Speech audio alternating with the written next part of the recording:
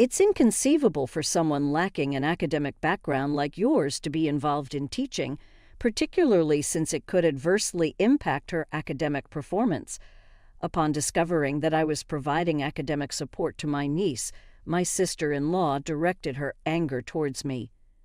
"Sophia, why are you associating with someone like her? What if you end up like her?" My sister-in-law seemed to perceive my presence as something detrimental. Her cold attitude tested my patience. "Amy, think before you speak. Who do you think contributes to our comfortable life? Isn't it because Mary works hard at home?" In response to my mother-in-law's gentle words, my sister-in-law became even more emotional. "Why are you defending her? Isn't it her duty to handle household chores? She's not just doing housework. She works hard and contributes a lot to the household. You just gallivant around without contributing. If anything, should be grateful to Mary." My mother-in-law continued, trying to reason with her. "Do you really believe she's working earnestly? I can't imagine someone like her being interested in essential tasks."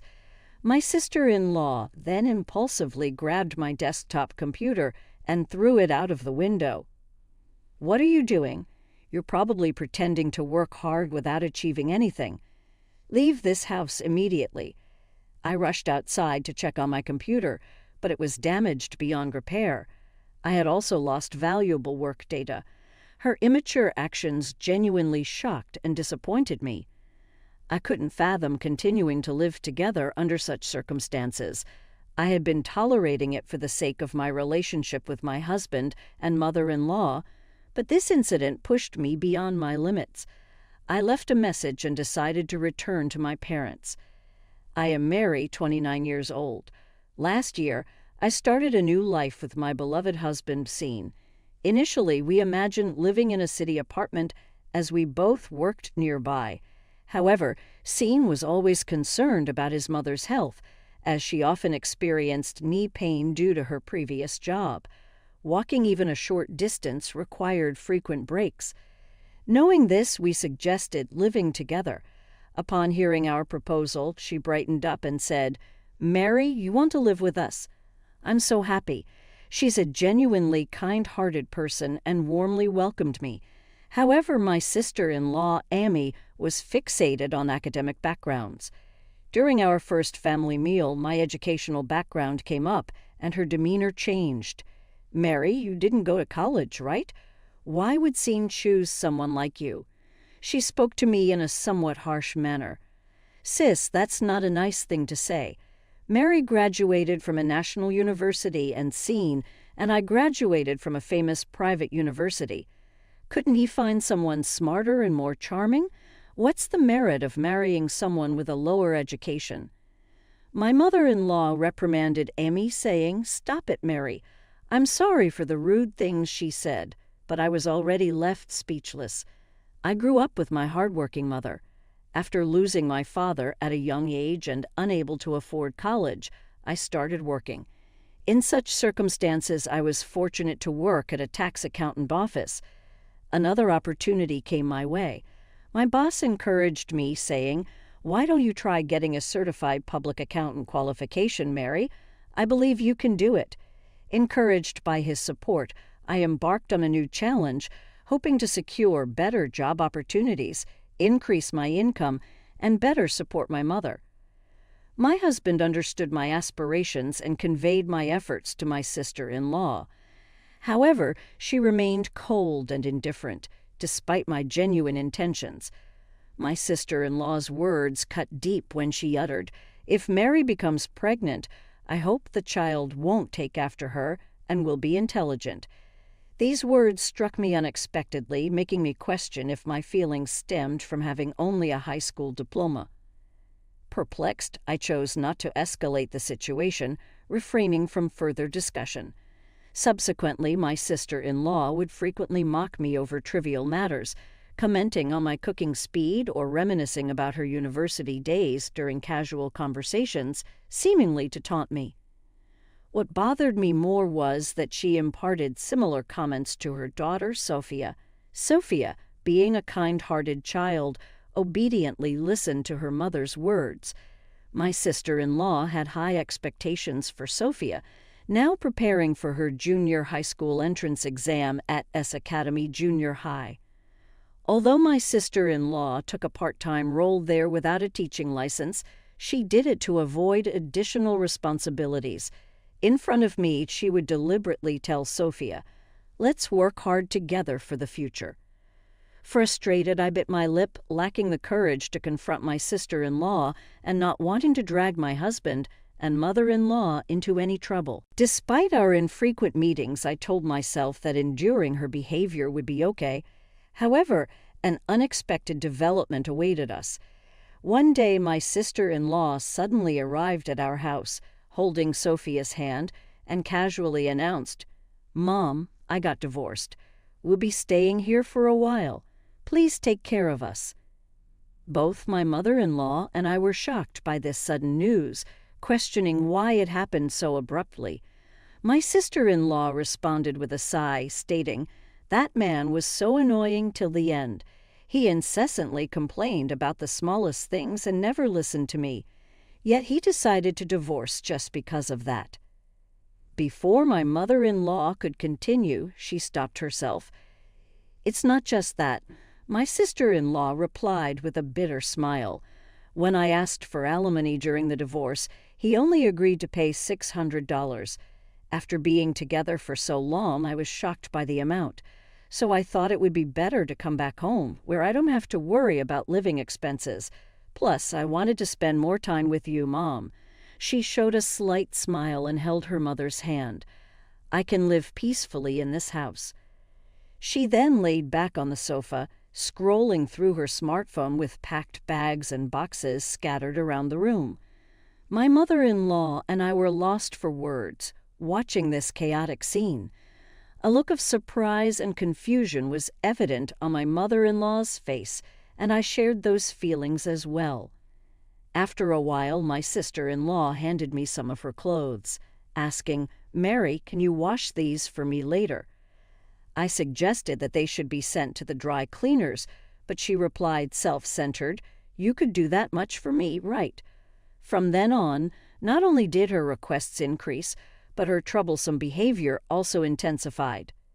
One day, I discovered an oil-based pen stain on the laundry, which was clearly her doing. Upon seeing me sigh at the stain, she remarked smugly, "Oh, did I make a little mistake?" Then she added, "People with low education can't even do housework properly, can they?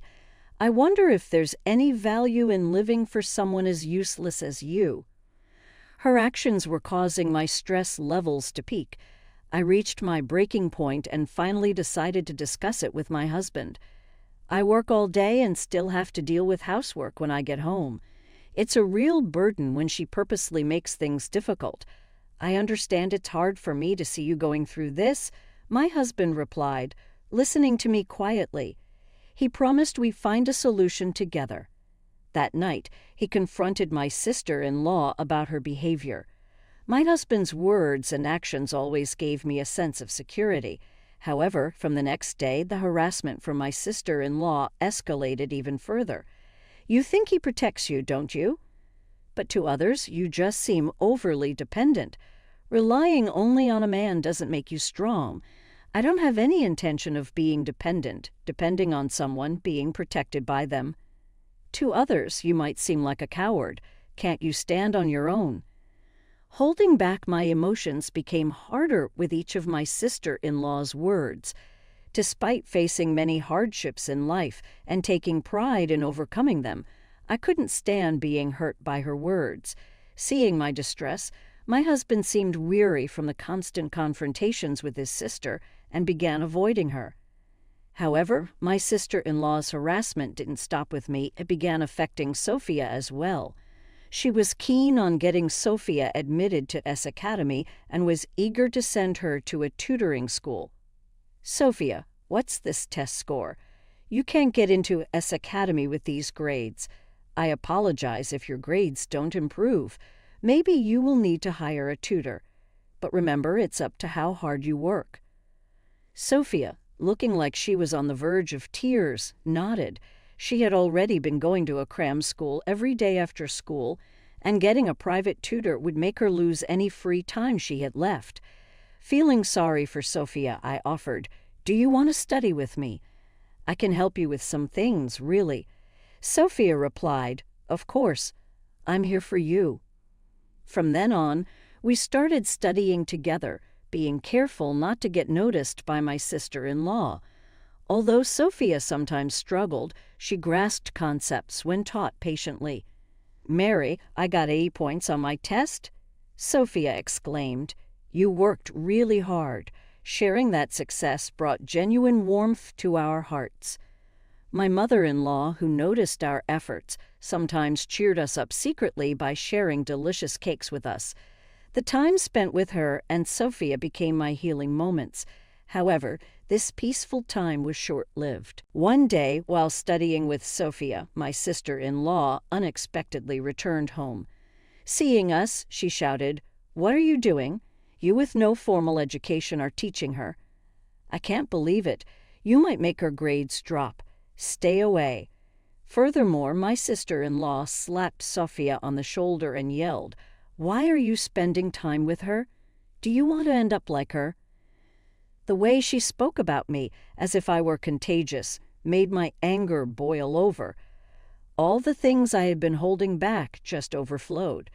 As I told you before, I'd only graduated high school due to financial reasons.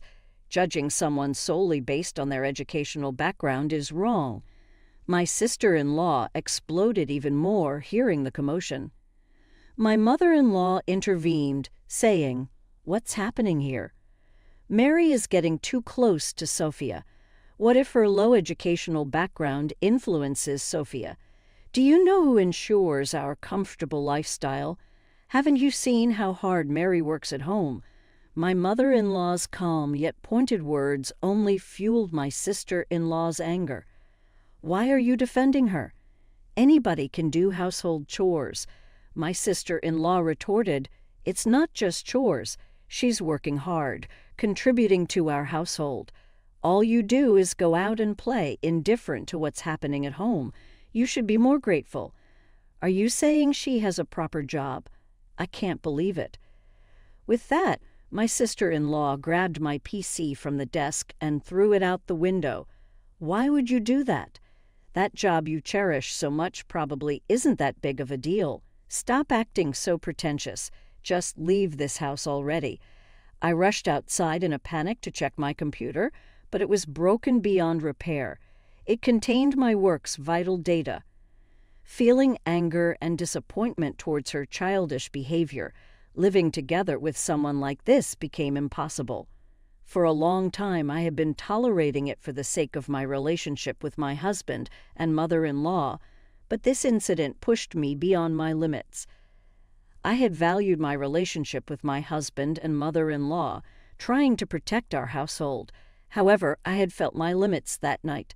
I left a note and decided to return to my parents' home. The next morning, I received repeated calls from my sister-in-law, but I ignored all of them. Within a week, my husband and sister-in-law showed up at my workplace. He strongly conveyed his apologies, saying, "Amy's completely wrong this time. Amy, please apologize sincerely." Though encouraged by Sean, her dissatisfaction was evident from her attitude. Why should I apologize? Sophia's grades have clearly dropped in her absence. Mary's presence must have been important, not only for Sophia but for you as well. Indeed, I had felt guilty deep down about Sophia's academic struggles. It seems there's no other way. Mary, come back home and support Sophia's studies. I never wanted to live with someone with your educational background, but I'll endure it for Sophia's sake. I had wanted to return for Sophia's sake, but her arrogant tone nearly extinguished that desire. If you truly care about Sophia's education, why don't you teach her yourself, Amy? You strongly recommended her to study for exams, so why are you neglecting her? I didn't want to be told anything by someone like you. Encouraged by Sean, her dissatisfaction was evident from her attitude. I encourage Sophia to study for exams because I don't want her to end up in a lowly position like you. Is that really all there is to it? I want Sophia to grow up to be an elite adult like me. I want her to graduate from a renowned university and build a career like the one I've established at the prestigious S Academy." She continued flaunting her own success, unable to be swayed. My company's director intervened and tried to resolve the matter peacefully. "Excuse me, I assume you are Mary's family. Nice to meet you." "Yes, that's right." My husband greeted the director politely.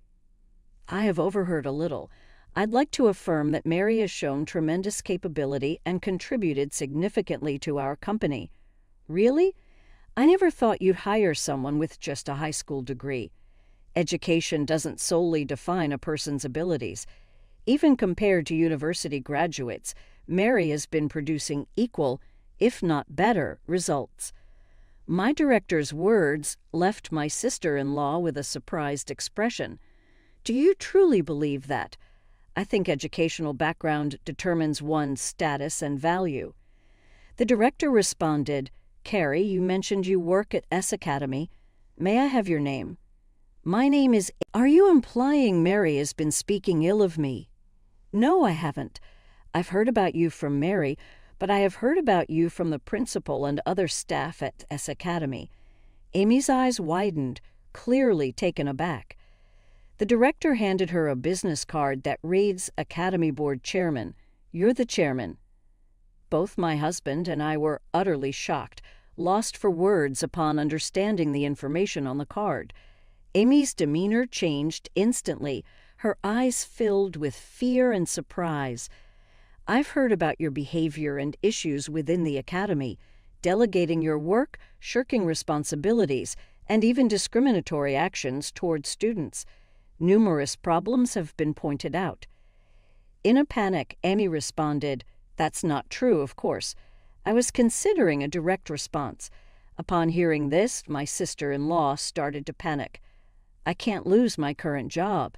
I just got divorced and did stuff to support my daughter and myself." She begged desperately with a serious look on her face. The principal replied calmly but with deep understanding. "Our school's policies and philosophies are clear. We cannot tolerate work behavior like yours." My sister-in-law was devastated and burst into tears on the spot. The next day, an official notice from S Academy confirmed that she had to leave the school. Unable to hide her shock, she returned home in confusion. Afterwards, she locked herself in her room, and occasional voices of anger and dissatisfaction could be heard. This situation started affecting the family dynamics. Her stress was often directed at Sophia, and the tension in the household grew day by day. How can you not even solve the simple problem for a sixth grader? This is unacceptable. You will not rest or sleep until you finish this textbook tonight, so make sure you get it right. Sophia had been studying under this strict guidance day after day, and her fatigue was evident on her face. I was worried she might follow Amy's path. "Stop pushing Sophia like this. Think about what you're doing," my mother-in-law interjected, unable to bear the situation. "Mom, shut up. I don't want to hear anything you say." Taking the situation seriously, my mother-in-law finally told Amy to leave the house. "Amy, you can't stay here any longer. Leave now." "Why should I be the one to leave? You're the one pushing Sophia to the brink and harming her mental health. If you care about her as your own daughter, leave this house now." "I can't believe you're trying to take my daughter away from me." My mother-in-law asked the distressed Sophia, "Sophia, what do you want? Do you want to stay in this house or go somewhere else with your mother?" Sophia's answer was clear. "I want to stay in this house. I'm scared to be with Mom." Shocked by these words, Amy lowered her head and cried, but my mother-in-law's resolve was firm. She escorted her daughter out of the house. "Reflect sincerely on your actions. What you did can never be tolerated." With that, my mother-in-law closed the door. Afterwards, my sister-in-law ended up losing her job and home. She tried various jobs, but due to her personality, she struggled, and her difficult life continued. With her gone, I returned to my mother-in-law's home and regained our peaceful daily life. Sophia regained her peace of mind and started to smile every day. When we learned that she wanted to continue her studies, we, as a couple, decided to support her. A year later, Sophia successfully passed the entrance exam to S Academy. As her hard work finally bore fruit, we felt genuine relief and joy. Now, Sophia continues to work hard towards her dream of becoming a teacher, and we hope to continue supporting the path she has chosen.